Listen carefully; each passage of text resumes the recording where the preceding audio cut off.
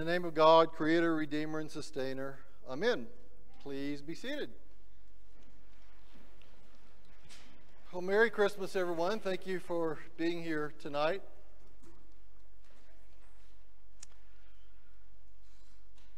The great philosopher Plato, some 2,400 years ago, wrote, "Anyone can forgive a child for being afraid of the dark, but the real tragedy in this life is when an adult is afraid of the light."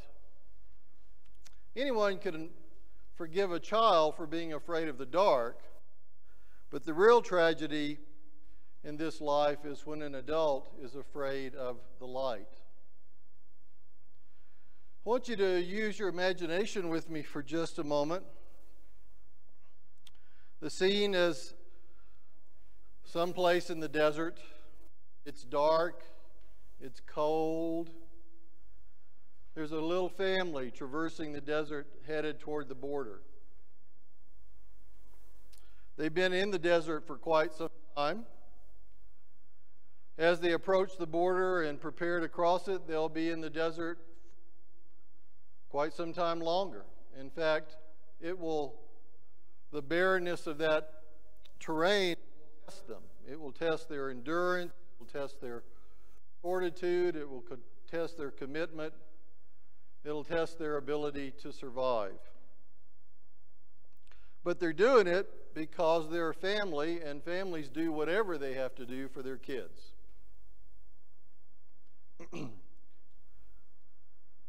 So who is this family traversing the dark? Who is this family that's about to cross illegally into another country? Well, it's none other than Joseph and Mary and their little baby son, Jesus. You remember the story, don't you? It's the story in Matthew's Gospel.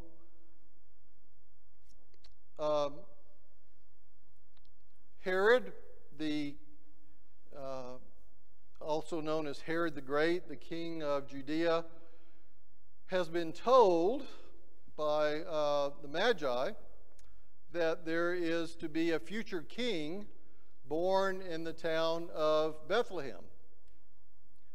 And Herod, being the insecure, paranoid, murderous despot that he was, decided that he would eliminate the threat of any future king coming out of Bethlehem before it had a chance to become a threat.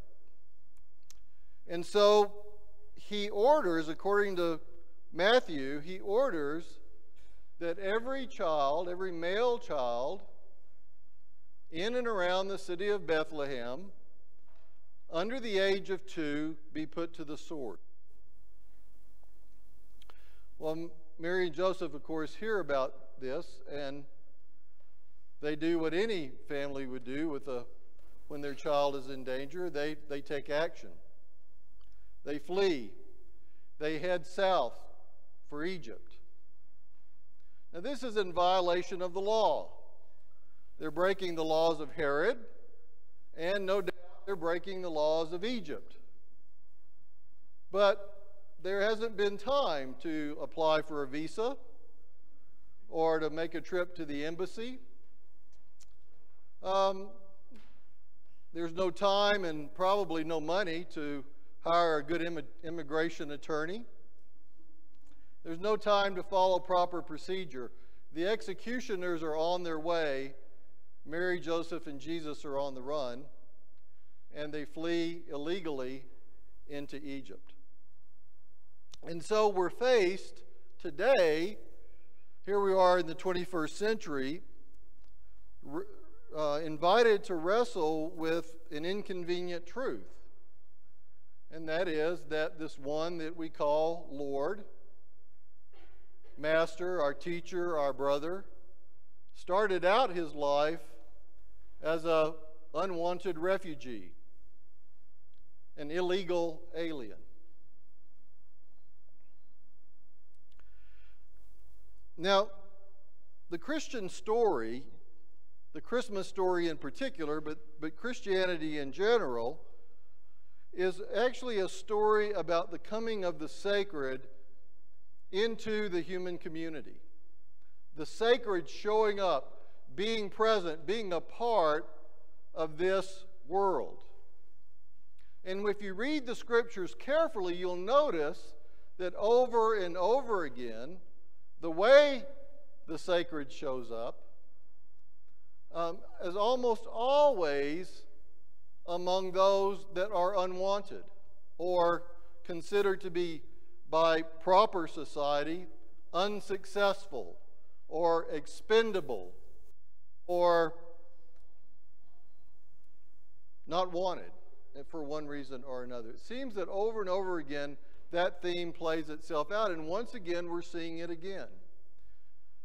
Here it is, this little village of Bethlehem, a sort of backwater community. The sacred shows up among folks that have no status, no power, no wealth, and enters into the human community. It's as if Christianity keeps insisting that the one we call God is someone who refuses to remain detached and distant.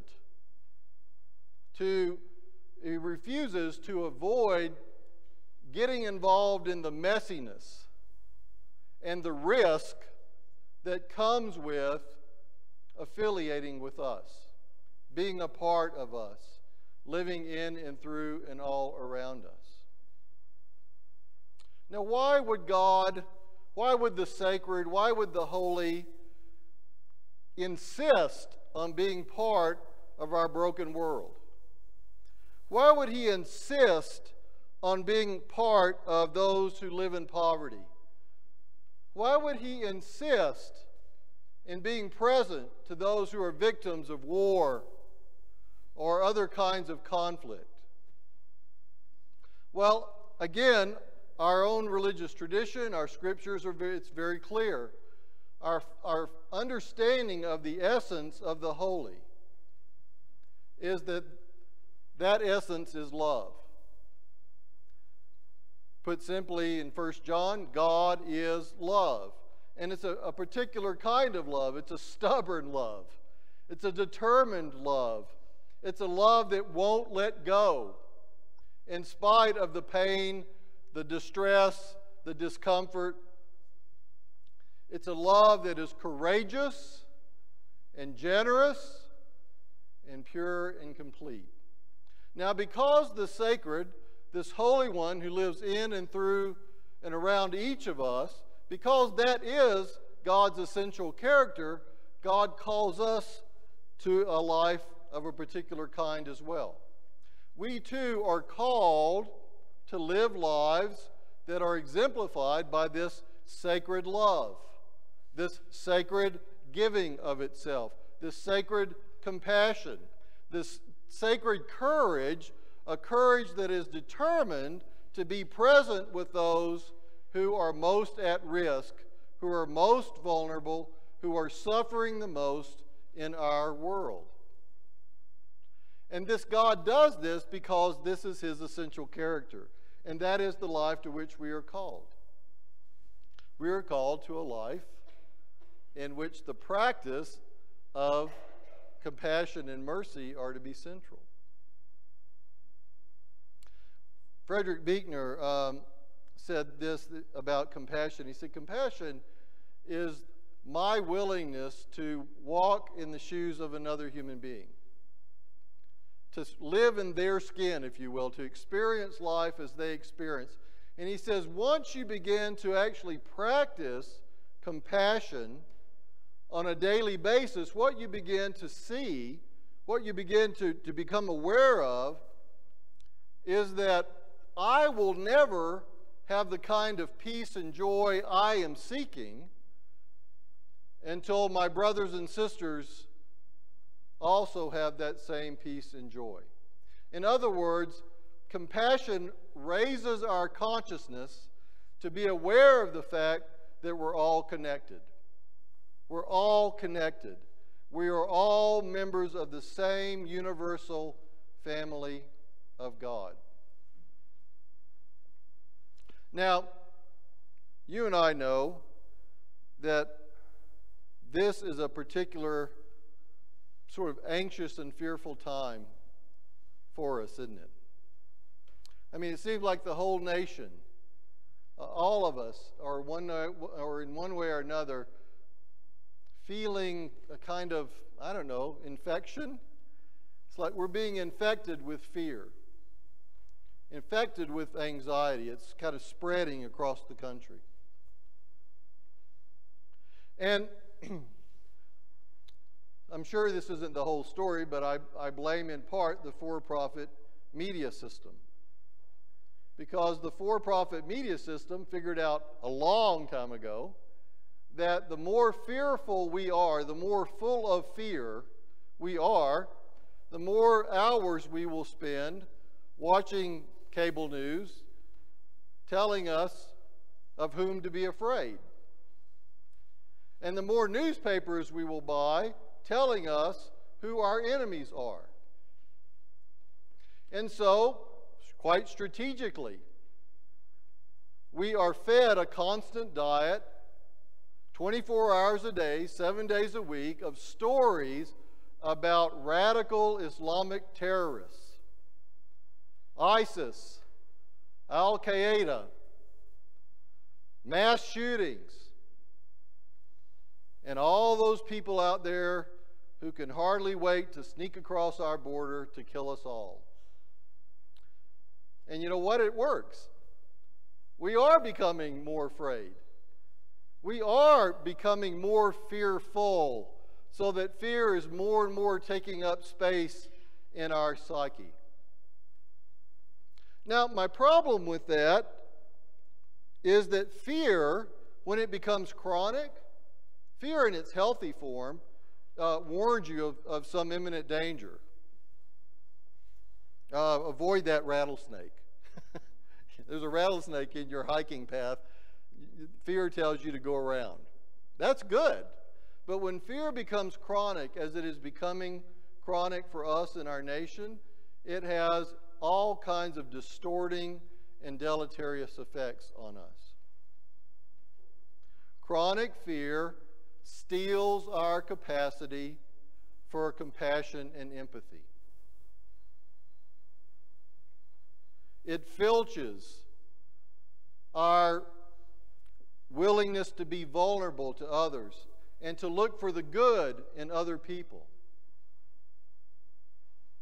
And it turns our hearts into self-protective stone.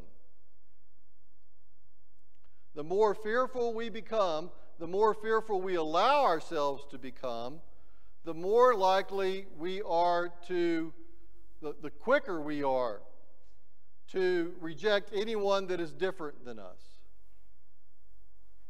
We become swift to push away or condemn anyone that is a little bit different. And we look for people to blame. We look for somebody out there to blame for our discomfort and our misery. And the more fearful we become, the more likely we are to attack the one we do not understand. Fear induces in us, all of us, when fear becomes chronic, it induces in us a kind of blindness that can only see the dark and can no longer see the light. Doesn't even look for the light anymore. It induces a kind of spiritual sickliness that lacks the courage, compassion, and concern to stand by the least of these, those that are most at risk, to stand by those that are victims of poverty or war or other deleterious circumstances. I'm here on this Christmas Eve to remind all of us that as followers of Jesus of Nazareth, if you consider yourself even marginally a follower of Jesus of Nazareth, if indeed Jesus is our Lord and teacher, then we must do a few things in response to that in order to have any integrity at all. First of all, we must bring ourselves to recognize and value the humanity of all of our brothers and sisters on this planet. We must recognize that we belong to a family, and the family to which we belong is not limited to those that live in our house or that visit us on major holidays. But in addition to that, we must do better.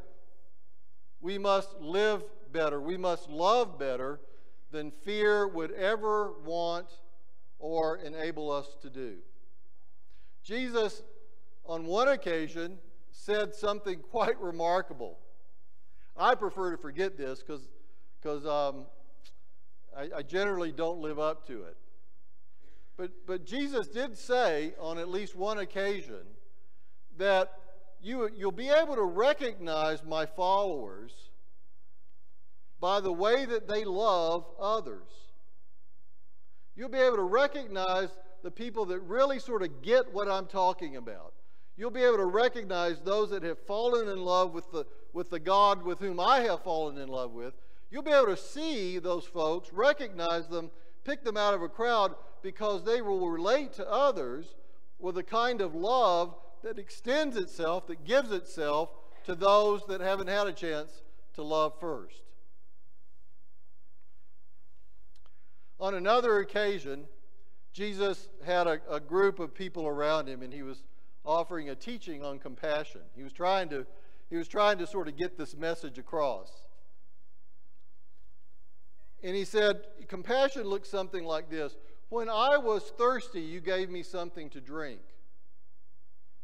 And when I was hungry, you gave me something to eat. And when I was a stranger, you welcomed me in. And when I was naked, you clothed me. Well, those listening to him said, but Lord, they're kind of scratching their heads. They're trying to bring this up in their memory. Lord, when did we give you something to drink or feed you when you were hungry? Or when were you a stranger and we welcomed you in or gave you clothing? We're not remembering that. And then he replied with an answer that just reverberates, I think, throughout the centuries. He says, whenever you have shown this kind of kindness, whenever you have extended yourself on behalf of another, especially the least of these. What did he mean by that? He meant precisely those people that the rest of good society has decided are failures. They're expendable. We don't need them around here. We don't need them as part of our community. Let's get rid of them. To the extent that you extend your compassion and love for them, the least of these, you have done it unto me. So what I'd like to suggest in closing tonight is that is the spirit of Christmas. That the spirit of Christmas is our willingness, even when we're afraid, maybe especially when we're afraid, to extend ourselves with courage, faith, and love toward the least of these. Plato once said, anybody can forgive a child for being afraid of the dark. The real tragedy in this life is when adults are afraid of the light. Don't let this fear that wants to take over the country extinguish the light that lives in and through and all around you. Namaste. Merry Christmas. Happy New Year.